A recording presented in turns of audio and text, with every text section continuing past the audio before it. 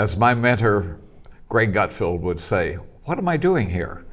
Oh, this is Worthen One-on-One. I'm Jim Worthen. Our show plays every Monday at 2, Tuesday at 5, and Friday at 7 on Channel 17. And we're also streaming on Mike Nicholson's Facebook page, where somebody opened and closed the door without my permission. So we're on YouTube, Worthen One-on-One, TVSB website, on-demand button to the bottom to Worthen One-on-One. So there's a lot of ways to see it. I tell you about the internet so you can spread it to other people. I'm going to talk a lot about sports today, and a lot of it affects people other places of the state of California and the nation. Guests I've had several times, usually talking about national affairs and finance. We're going to talk about sports and finance this time with Tim Tremblay. How are you, Tim? Hey, good to be with you, Jim. And you were born in Spokane, Washington? Spokane, Washington. You bet. Usually we get through a quick biography. I'll just tell you yours. Your dad was a teacher and a boxer.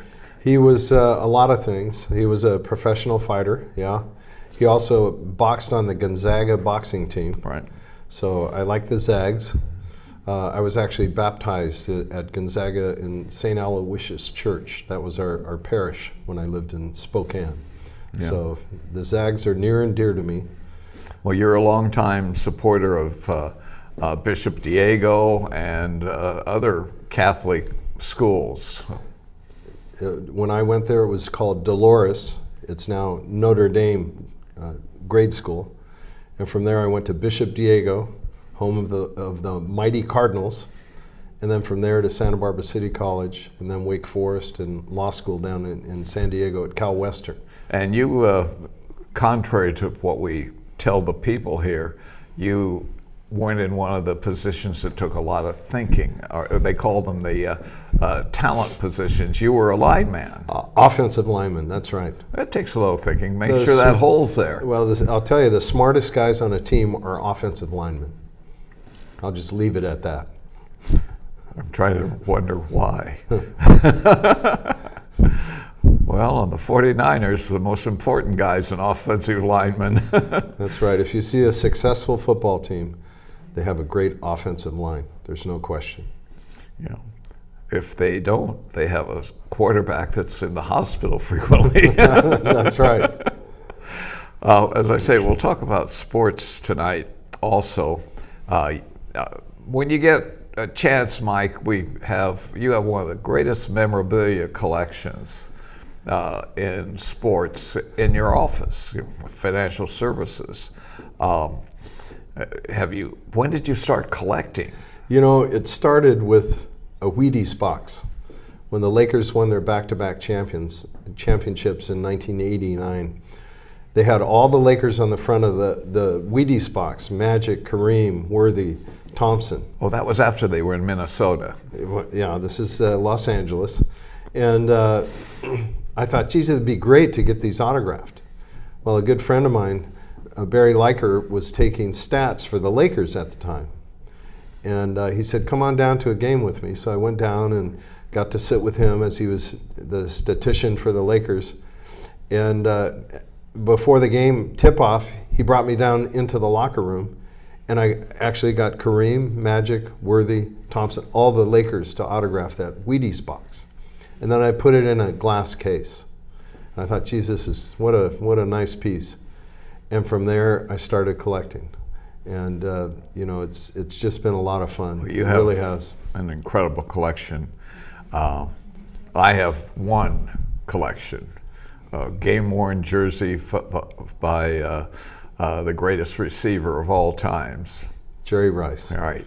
We have an autographed Jerry Rice jersey and a San Francisco 49er hat autographed by Jerry Rice, along with guys like Babe Ruth and Lou Gehrig, Johnny Unitas, and Ted Williams, Satchel Paige, Yogi Berra, Pete Rose. I mean, you go down the list, there's some great athletes that we have in there. Multi-million-dollar collection. We won't give your address because somebody will bring a U-Haul. Or, you know how crime is today. Yeah. Mike, are you able to find that? So a client came in. I said, thank you for all your advice, what you've done, this and that. And I opened up the present, Muhammad Ali, autographed boxing gloves, belt from the ring. That is just one of the countless stories that Tim Tremblay can tell about his vast sports memorabilia collection that decorates Tremblay Financial Services. It's just been a lot of fun putting this together. It began in the late 1980s when a Lakers insider got Tremblay into the locker room, and stars like Kareem and Magic signed this Wheaties box saluting their back-to-back championships. But his collection really took off when they moved business locations in 2008. I always loved sports, and I had the Michael Jordan Magic photograph and a Magic Johnson jersey. And I said, I'm going to just make this a little sports conference room. And then it just grew from there. Now it is wall to wall with dozens of signed footballs, basketballs, and baseballs. An autographed photo of Babe Ruth and Lou Gehrig is a prized possession. Tremblay played football at Bishop Diego High School, Santa Barbara City College, and Wake Forest, so there are plenty of items from his playing days, like a jersey from when he was in Japan on a college football exhibition tour. Tremblay says he has some kind of personal connection to all of his items in his collection. We didn't pick up anything from eBay. It's all been a matter of, perchance or, intentional gifts and so on. Like his son Troy gifting him this Kobe Bryant autograph collection that was put together in part from Kobe's camp in Santa Barbara. Even with hundreds and hundreds of items in the office, Tremblay is not about to stop. There's still some space in here, Mike. I could spend hours in your conference room. And then my coat would be full of things and I'd have to leave. No, I would never do that.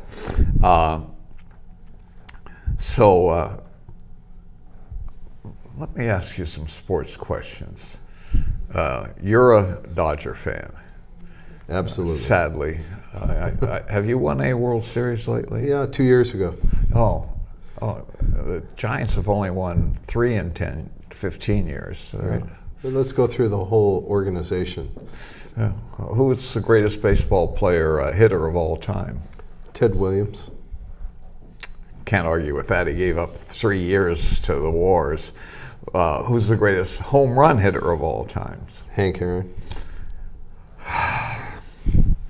Who's the greatest all-around 40, 40, 50, 50, having nothing to do with steroids? Who was that guy?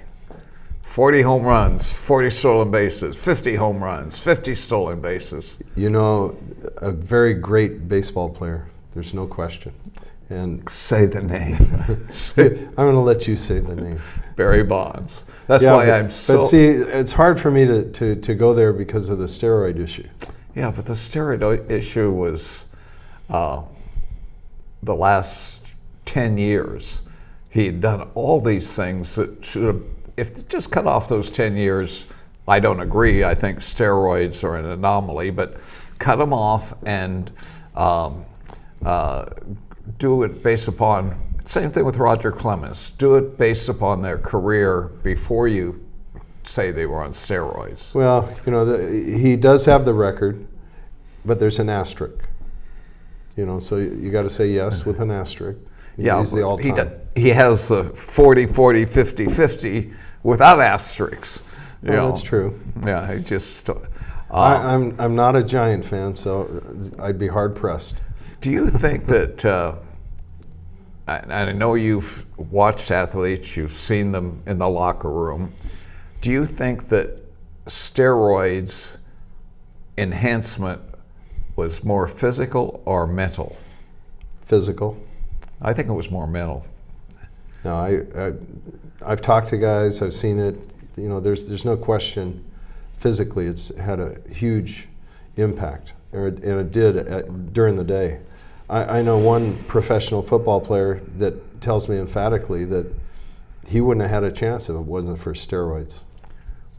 He thought that. Well, you know, And they were there. you look at where he went when he started lifting weights with steroids, and where he was before. There's no comparison. Yeah. So it definitely has an impact. Plus, there's a health issue with the steroids. Oh, terrible. Yeah. Terrible. It's a lot of people don't realize, though, that the steroids have been used in our society for 60 or 70 years. It's called cortisone, and from that grew the use of other steroids. Am I stating that accurately? You know, that's true, but the cortisone was for pain. Steroids were for muscle production.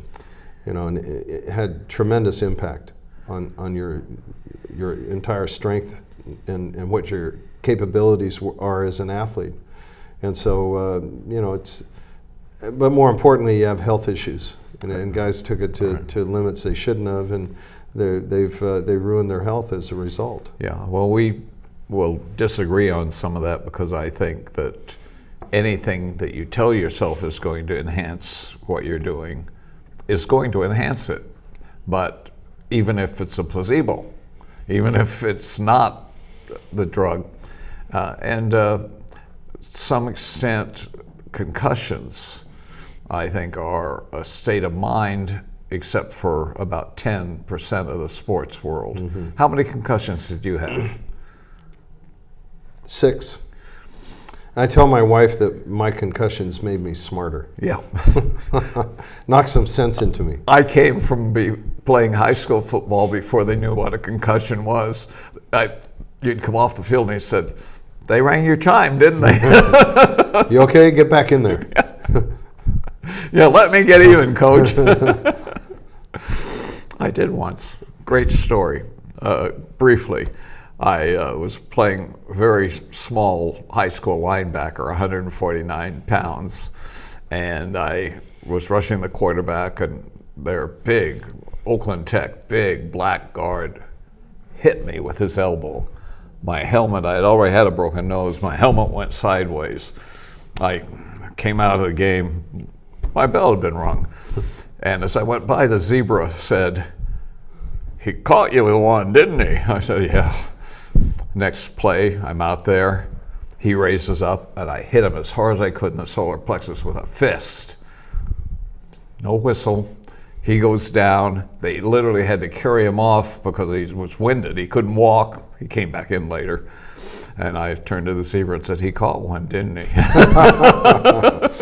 No flag. No flag. It better not have been. Or he would have. No, I wouldn't have. Never hit a ump. Sports, there's death rate. Kids die in high school playing football. Kids die in basketball a lot playing basketball. Kids, I mean people, high school, early college. But permanent injuries. I was told after an injury that put me out of the game that I was going to have rheumatism in my back for my whole life. And I had none until about 5 years ago. And I want to blame it on football. I wouldn't have given up for anything. The camaraderie, the teamwork, the lessons. Is that? Yeah, absolutely. You know, I've had 7 knee surgeries as a result of football. Oh. I've had 3 knee replacements. I would do it over again in a heartbeat. Yeah. The experiences that you gain, and I think football is really special. It's such a team sport. Each player is so important, and they're all different. Mm-hmm. You can have small guys that are fast receivers, big guys that are linemen, a whole wide range of different types of individuals make up a football team. And what you go through together, the pain you go through, the practices, the off season, working together as a team, helping those that need help, and bringing them along, and taking them under your wing as you see the potential that they have. People helping you, and that carries over into your life. Yeah, it's a great lesson that you learn in sports that is just so valuable. What you described, though, you could say about baseball. Different guys doing different things, but mm-hmm. no one man wins. You could say it about soccer. hockey, almost any of what there's only really, I started to say NASCAR, and then I thought, no, without the guys in the box, you don't win. The only individual sport really is golf, isn't it? Tennis. Yeah, that's right. Yeah. Really, it comes down to that one person, although in both tennis and golf now, when they win, they talk about their team, dietitians, trainers, psychologists. Right. There's a lot that goes into making an athlete the very best he can be. Yeah. And I say more now than ever before. The science, all the workout programs, and what they can bring to the table to make you the optimum athlete. We've talked so much about this, my format went to hell. You did marry the cheerleader at Santa Barbara City College when you were there. That's right. And she was smart enough to turn you down 10 times when you kept saying, "But I'm the captain of the team." And she says, "That's the reason I'm not." Well, they teach you not to give up when you're playing football or other sports. You don't quit. And that's a good lesson when it came to dating Marcia. I didn't quit. I kept after. We've been married 47 years. That's something that really troubles me. Your story, my story. Today, there's a borderline where if you ask a girl out and she says no, you ask her again and she's a wonker, you're filed with the Human Resources for sexual harassment. It really is a tough situation now for a man or a woman who wants to be pursued, because there's this rule by the ultra, and I won't even say feminists, the ultra feminists that, in fact, anti-feminists that want to drive a barrier between a man and a woman. Yeah. You can always say, "No, Jim, you're crazy." Well, no, I think it's a different time now than when we grew up. There's no question. And, it's some positives, but I think a lot of negatives as well when you look at what's going on out there. Yeah. We recently had several things happen to you recently that are changes in what you've been doing. I look back, and I had you on about 8 or 10 weeks ago, and it was mainly talking about the economy and politics. Today it's mainly talking about Tim Tremblay. Tell me about the Beach Bowl. And if you have the score of the Beach Bowl, Mike, put it up. What a wonderful experience that was. As the season started for Santa Barbara City College, they lost their first game against Hancock, the big rival. Mm-hmm. And they made some mistakes in that game. It was a lot closer. That's the Hillbillies up in Santa Maria, right? That's right. That's exactly right. And my grandson is a cornerback for the Vaqueros. So, I've got a real tremendous interest, obviously, for this year's team. Since that first game, Santa Barbara City College has won straight 10 games. They finished the season champions of their conference, undefeated, and they went to the Beach Bowl. And what's great is they set the Beach Bowl at La Playa Stadium. And what a great name, right on the beach. You couldn't find a more beautiful venue for a football game.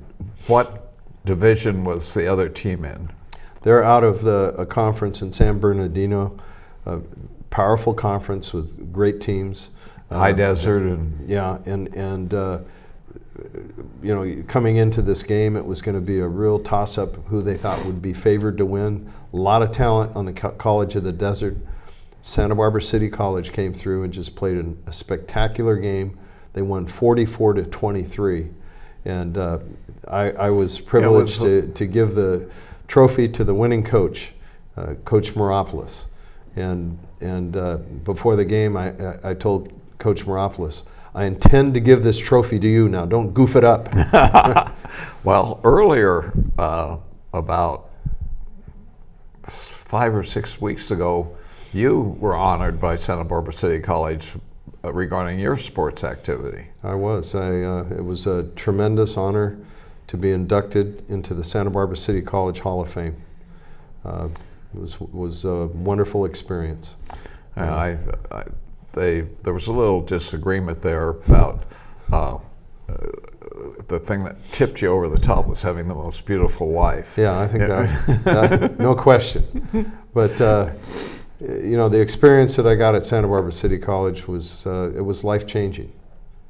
How long did it take you to pay off your student loans at Santa Barbara City College? I didn't have any, so it was great. Oh, that's that's still true today. Yes. Yeah, It's a great community college. It's ranked in the top 5 in the country academically. You get a great education there.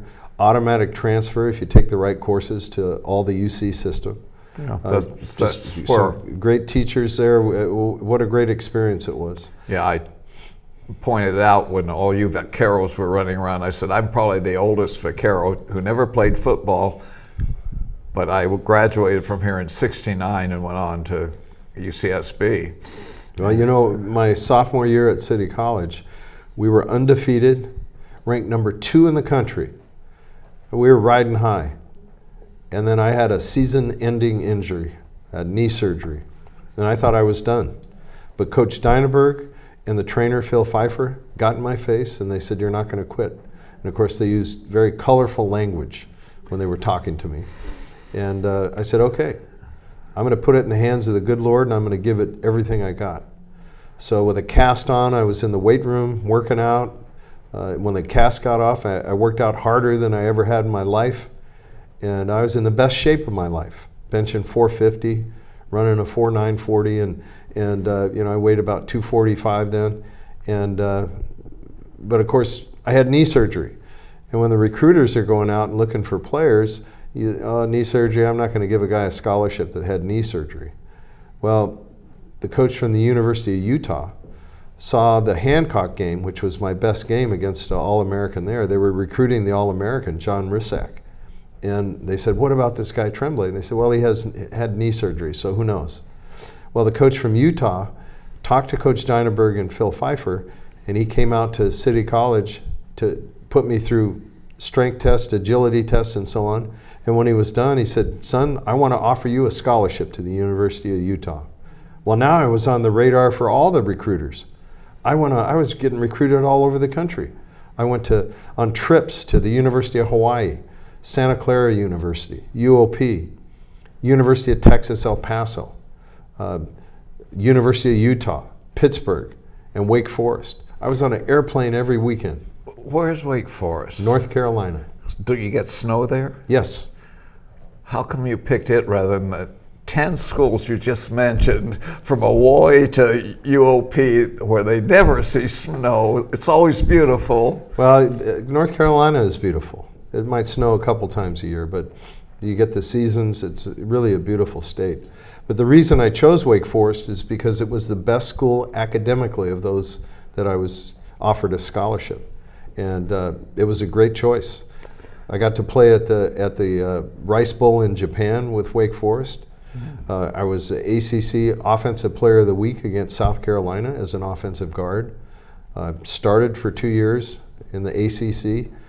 And then I got a chance to play for the American Eagles football team, Christian outreach team that played in the Soviet Union and the Czech Republic. I was captain of that team. And it was all because of Phil Pfeiffer and Bob Dynaberg encouraging me and telling me, no, you can continue. Don't quit. Don't give up. Well, and some greater coach who gave you the sustenance and intellectual strength. Yeah, it was the good Lord. I was doing a lot of praying back then. The team is out playing. They're preparing for the next game, and I'm in the weight room by myself. And that was a difficult time, but it probably was one of the best experiences that I had in my life, teaching me the lessons not to quit and that you still have a goal in front of you. Go for it. 2 people who saw you through all of this, Marcia and God. That's right. She put up with all this crap She you're put up talking with about. all this. It's interesting. I'm a broke student, and while I'm at Wake Forest, I proposed to her, and I don't have any money, but I had a VW van, So I sold the van to get her an engagement ring. Then she had to drive me around because I didn't have a car. Well, how many children now? We have 3 kids, 3 grandkids, and No great grandkids yet? No, but I must have done something wrong. Well, my oldest grandson is close to proposing, so there's a chance in the not too distant future I might be a great grandpa. Well, with your family's morality, it's 2 or 3 years. Right. People, given my grandkids and my great-grandkids, they say, you married young. I said, we had our first child at 23. It wasn't like we had to get married. Yeah. And so with all this talk of offensive linemen, how did you become the quarterback for Tremblay Financial? You had to draft your own team, is that it? Yeah. Well, when I look at that whole process, I've been in the financial services business now for 40 years. The first chance that I got to really look at this business was in 1983, and that's a big process when you're trying to get hired on by one of these firms. They're going to invest a lot of money training you. So there's a psychological you go through, background check and interviews and so on. And so back then, as I was going through that interview process, I had a wife and a baby I had to take care of, so I got a job at Joe's Cafe as a waiter. Well, I was also a pretty good mechanic. My dad had a VW engine building company, and my buddy had a body shop across the street from Joe's. So you had 16-hour-a-day jobs. Well, what I would do is I'd work on VWs, and I would work as a waiter. And I was doing just fine as I interviewed for these positions. And one day a lady came in, her Volkswagen wasn't running very well. She answered an ad in the paper, and I did a compression test, and I could see that she had a burned valve. I said, if you bring it to me at 8 in the morning, I'll have it ready for you at 5. It's going to cost $300, parts and labor, taxes. She said, okay. So Sally came in the next day at 8. I'm in my blue mechanic's outfit. I signed the work order. I said, Sally, I'll see you at 5. She leaves, pull the engine out, pull the accessories off the head, sure enough, burned valves. Send it to the machine shop. Now I have to do lunch at Joe's Cafe. So I have to take off my blue mechanic's outfit, clean all the grease off, put on my white shirt, bow tie dinner jacket, and run across the street to Joe's. As I'm sitting on my station, who walks in? Sally. She walks in and sees me and goes, there's a guy that looks just like you working on my car. I said, well, that's me. Well, how the heck are you going to have my car ready? I said, don't worry, I'll have it ready at 5. Now we have great beef dips here at Joe's Cafe. She says, okay, I'll have a beef dip and a cup of coffee. So she has her lunch, leaves me a nice tip. I said, I'll see you at 5 o'clock. She says, my husband's not going to believe this. She left. Rush hour was over, run across the street, take off my white shirt, bow tie dinner jacket, put on my mechanic's outfit. By the time I do that, the heads have arrived. I put the heads on, torque them down, install the engine. 5 o'clock she shows up, I'm setting the timing, it's purring like a kitten. And so she says, my husband's not going to believe it. I said, bring him in for dinner. Sure enough, she brings him in for dinner. She goes, that's the guy. I said, how's that car running? He goes, great. I said, great. We have great steaks here at Joe's Cafe.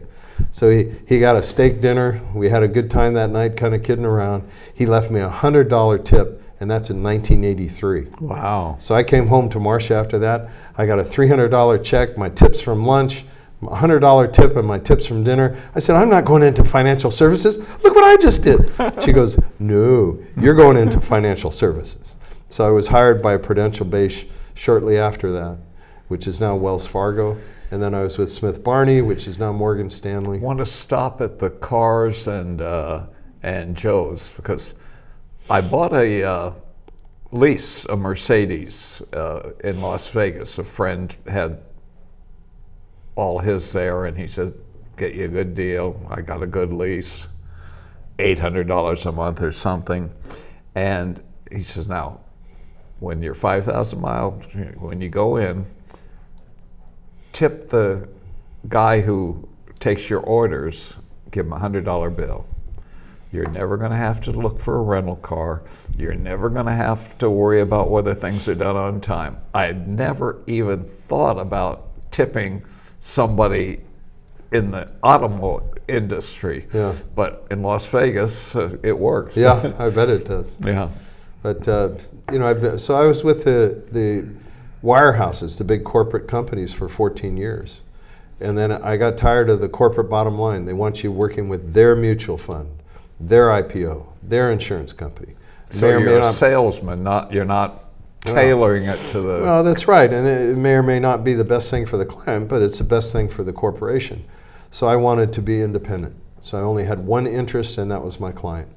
So I started Tremblay Financial with my mom, Grandma Dottie, Marcia, another guy and his wife. We had a little office with card tables.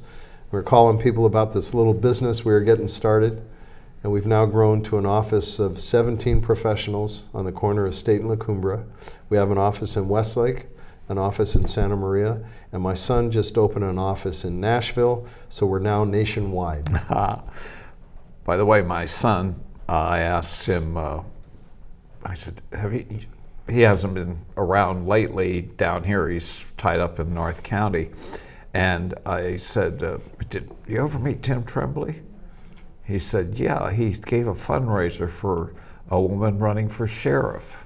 Mm-hmm. I mean, he knew exactly when he met you. Mm-hmm. And now he's bright and he's perceptive, but you do that to people. They remember Tim Tremblay.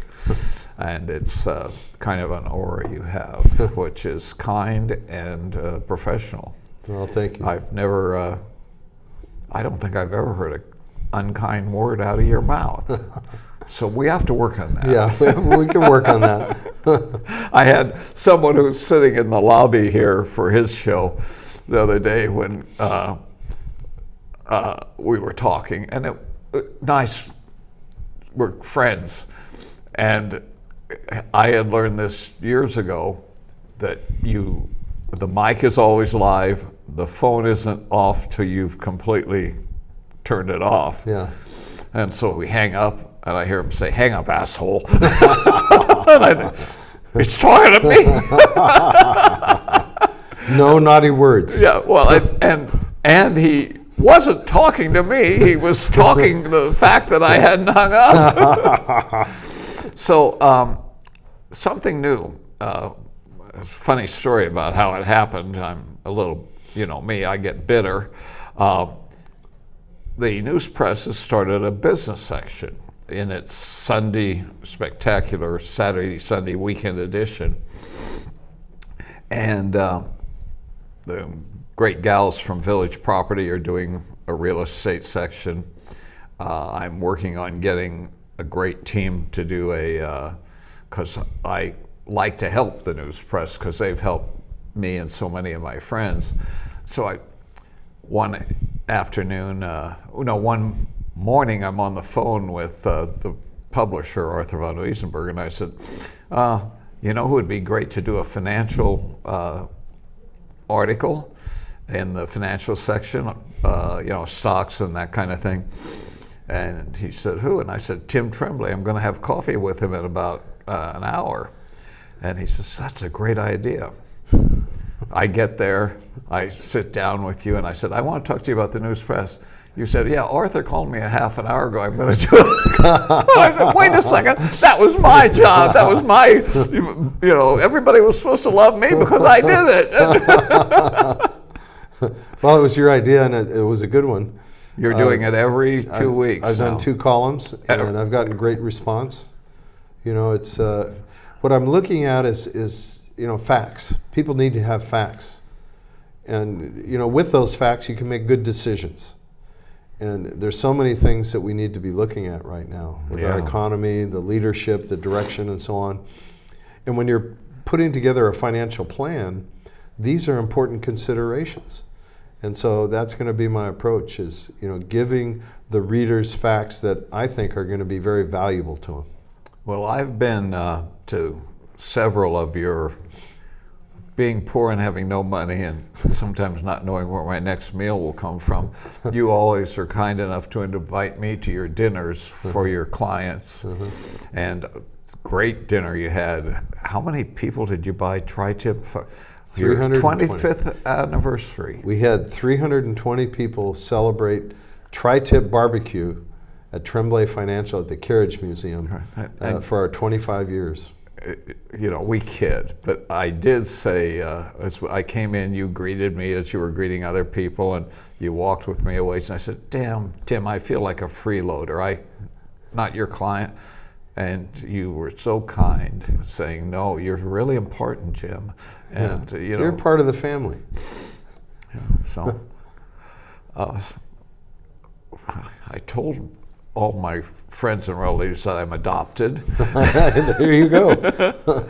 See, so you're doing this every 2 weeks, and I notice that you have certain things in your classes, in your lunch dinners, where you have a certain system. We won't use that trade name, but you, in your first article, you talked about the need to you guys don't sell stocks. You are financial advisors, and you have a fiduciary relationship with your clients, not particularly with whoever you're putting them in investments into. And it's a three system of different kinds of investment. Explain that. Yeah, we call it the triad. You use the trade name. After I said we won't use the trade name. Oh. You can't trust people. Okay, well, it's just real simple. The triad just means it's 3 different asset classes. And we think it's important that you have safe money as a foundation. And the problem with safe money over the years, the past probably 15, 20 years, is that safe money just wasn't giving a very good return. The traditional CDs, the treasuries, interest-bearing vehicles with rates at 0 point nothing, that didn't make sense. Under my mattress. Yeah. So we have safe money that's market-driven via call options. So it can only go up or sideways, never down. And that's just been a tremendous kind of foundation investment. Explain that. Okay, what the financial institutions are able to do now with these investments is they invest in a call option on an index. So as the market goes up, say it's the Dow's at 34,000, and you got a 2-year call option and it goes from 34 to 38. Well, now because you own that option, you can buy something valued at 38 for 34 because you own that option. Well, they don't exercise it, meaning they're not buying the index, but it's a way to participate in the market with just an option. Now, if the market goes down, you have an option at 34 and the market goes down, you don't make anything, but you don't lose anything. Oh. Okay, the you financial just cover your option by buying at that number. Well, and the financial institution is on the hook for the cost of that call option. Otherwise, we couldn't call it safe money. So it can only go sideways or up, never down. And they have free withdrawals, and you have liquidity. There are a whole wide range of these type of what we call fixed indexed investments. No, and you can do that with life insurance. And now we're actually starting to see interest rates in T-bills. Short-term 6-month Treasury bill has given us 4.5%. Now, I don't want to people think I know a lot about these things, but I was sitting in your office, and you had a client calling in, and he wanted to buy T-bills. Right. And you explained to him, 6 month, you can tell us about that. If he goes a year or longer, the way the bond, the T-bill, diminishes in value. Explain the system. All right, well, with a short term, you don't really have a risk. If you can hold it for 6 months, you're guaranteed to get your money back. 1 year, very little risk as far as that goes. You want to hold it for the term, and if you do, you're guaranteed that you got your principal and your interest. There's no risk whatsoever. Now, if you have a long-term treasury, and you need your money out, then if rates go up, the value will decline. So you do have an interest rate risk. Now, when I got in the business in 1983, the 30-year treasury, you could have a guaranteed 30-year U.S. government bond in 1983 paying 19.1%. wow. Oh, that was Jimmy Carter. Well, and you remember mortgages, 17% was a Right. good mortgage back then. Well, since '83, interest rates have come down. It hasn't been a straight line, but they've come down. In the great pandemic, we saw 0 point nothing interest rates. Right. And so during that kind of a time frame, when interest rates decline, bond values go up. So the bonds have been a great place for liquid money or to have a portion of your portfolio until now. With rates going up, the bond portfolios have been the poorest performing assets. You lose value as interest rates go up. If you have a government bond fund or a traditional municipal bond fund and interest rates go up dramatically, the value of that bond fund is going to decline. And a lot of folks aren't aware of that. So it's important to have truly safe money in that foundation. And then we want alternatives or non-correlated. Those are investments that are not correlated to the stock market. So the market fluctuates, these don't. They're not traded. They pay a nice distribution, and what we'll do is take that distribution and dollar cost average into a managed portfolio in the stock market. Well, so I'm quote, a client, and I say, but Tim, even though it's safe money, and you're going to explain why you still need it, even though it's safe money, no dollar is safe in runaway inflation. Even though I can, I guess, draw it out at any time, its value is going, somebody quoted the 2-year. We think, oh, it's 7% inflation. I heard a commentator say the dollar has lost 14% while Biden has been president in the last 2 years. Yeah. So what is the answer? Just to say to a client, we'll balance that portfolio so there's enough, as you describe, and we get together money that you might need, and that's your safe money.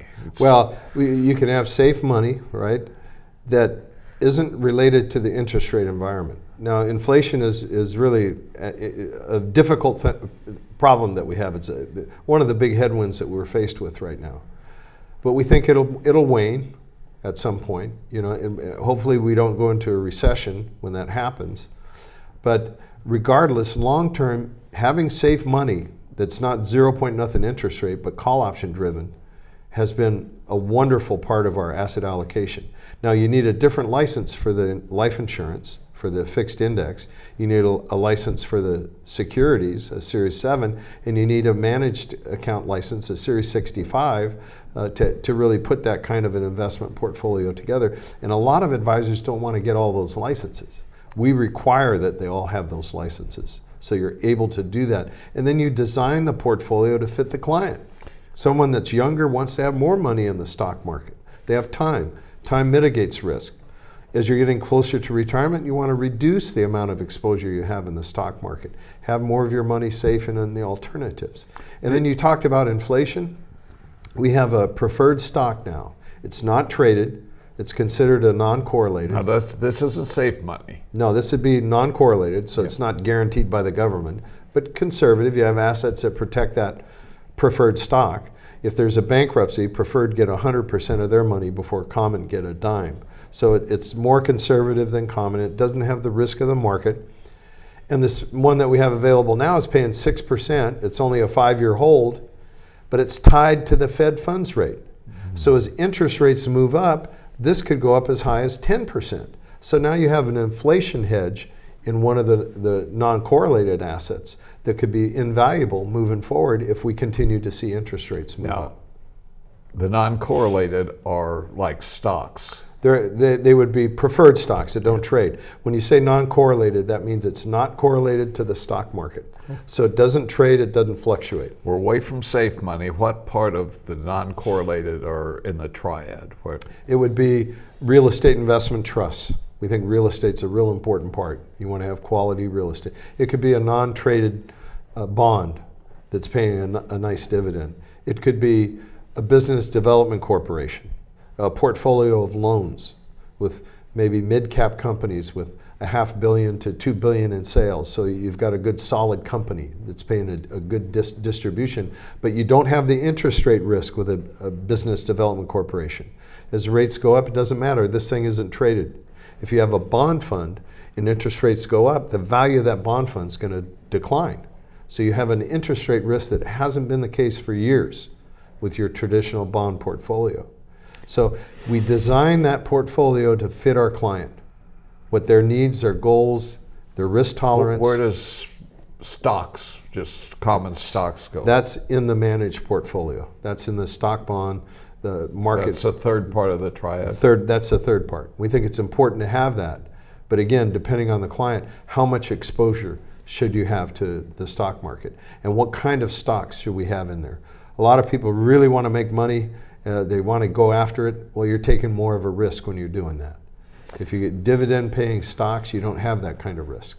And so it depends on the client what kind of investments will be in each of those three different types of asset allocation. Now, you have a client with a pretty good estate. We're talking now 2, 3, 4, 5 more million. And they say, I want to get into commodities, gold, silver, commodity futures. Mm-hmm. Do you do that, or do you just help them decide where to go? Well, to answer your question, yes.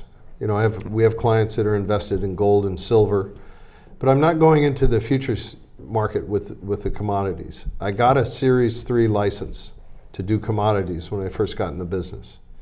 And commodities are leveraged, those futures contracts. And the problem with the commodities is you can be stopped out in a contract. So as it begins to decline, you want to sell, you can't. You have to watch it go all the way down. And it doesn't take long to lose a lot of money in commodities. You can make a lot because it's leveraged. You have these contracts that could be very volatile. You're putting out what, 5 or 10%? Depends on the contract, but you know it's a risky business, right? The farmers, the folks that are in the commodities, the oil industry, what have you, they're going to hedge their portfolio. The risk takers are on the other side, and you know you have an opportunity to make a lot of money if you're right. You can lose a lot, and so I chose not to go into the commodities futures. Something that I've noticed that I don't think the average person sees, and I'm sure you do, and that is, what's the price of oil today?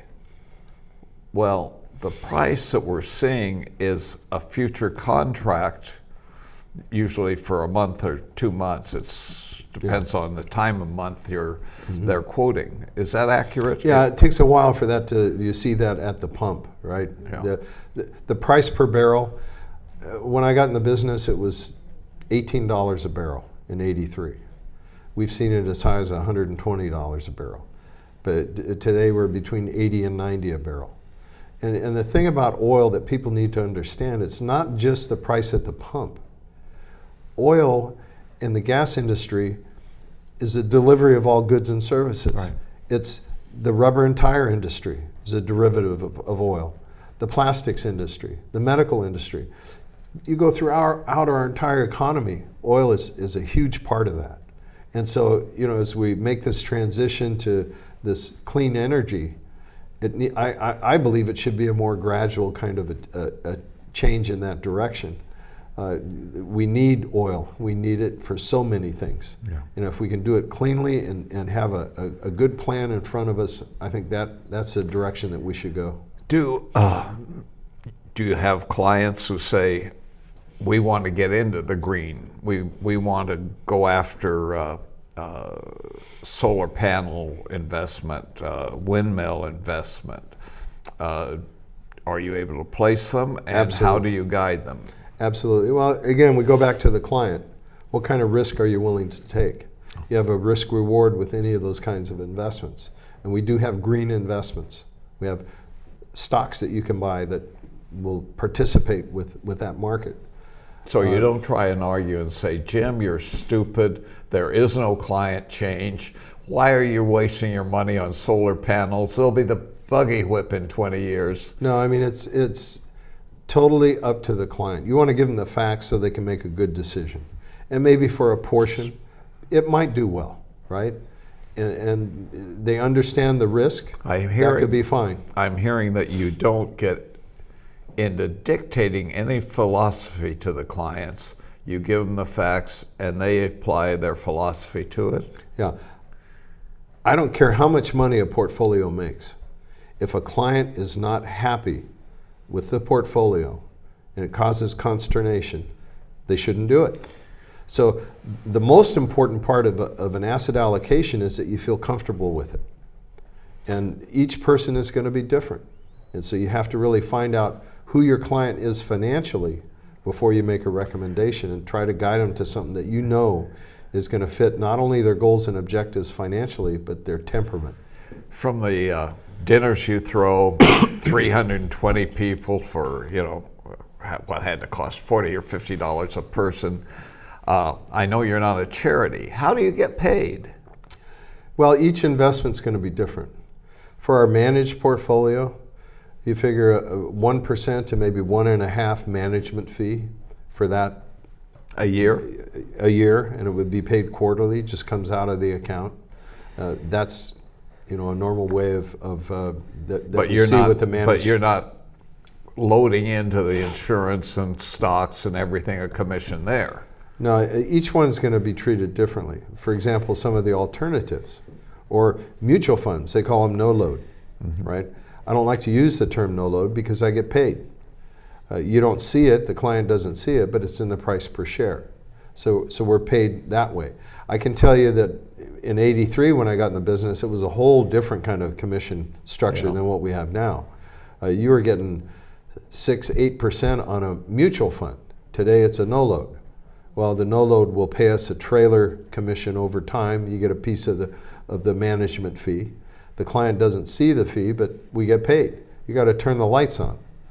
And then the same thing with you have to buy me dinner. Yeah. And the insurance companies, they'll pay us a fee. It comes from their profit centers. The client won't see that fee, but it's there. We're compensated, but I think more fairly now than ever before. I'm going to ask you some questions on the fringe, but before I do, I want you folks to know I like this guy.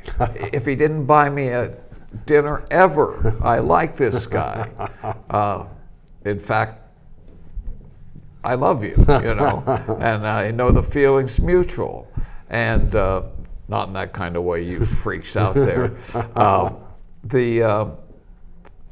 Getting into the fringes. We talked about gold and silver. That's not a fringe. And in fact, gold's up about $100 in just the last week or two of the Biden administration. But there's been a big crash in the Bitcoin area. Cryptocurrency. Yeah, cryptocurrency. Yeah, Bitcoin gets now slandered with the whole thing, but there are many cryptocurrencies, and FXT, he gives a bad name to hippies. It's a cross between a cult, a sex group, drug group, and this cryptocurrency run out of the Bahamas that now is in bankruptcy. What do you tell people about these? Well, and do you in any way help them buy the cryptocurrencies? No, since Bitcoin came out, since cryptocurrencies really became, I think, a fad, I haven't sold one of them. And I've told my clients, it's a risky endeavor. It's an algorithm. There's nothing really behind Bitcoin. At some point, you're going to see a real difficult market with Bitcoin.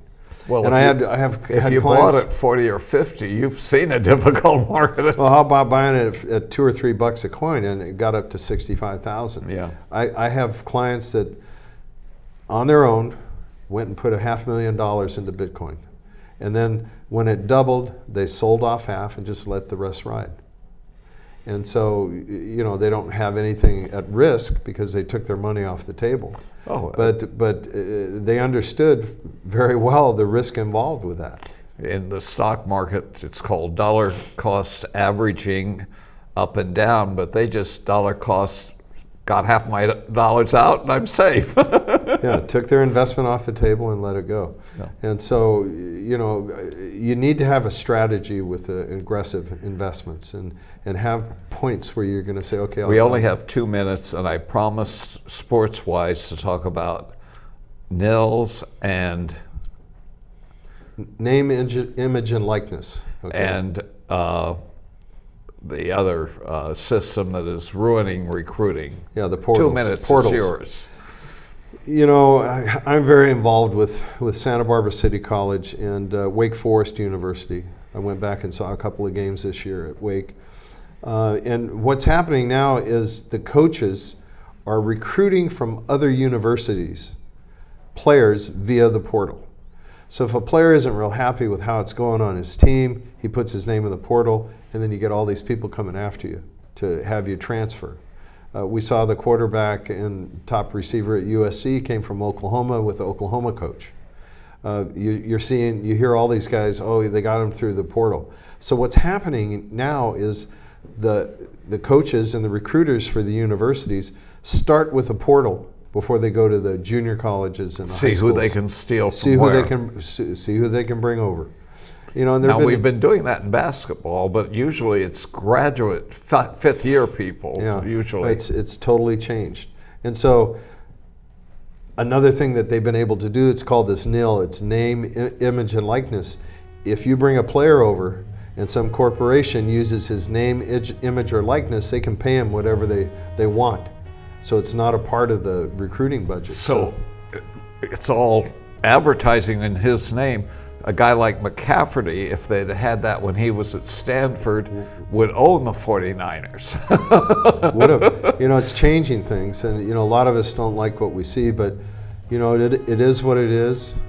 Keep looking for the good stuff. There's a lot of good stuff out there. It is what it is. God bless you and God thank bless you. Thank you. It was great.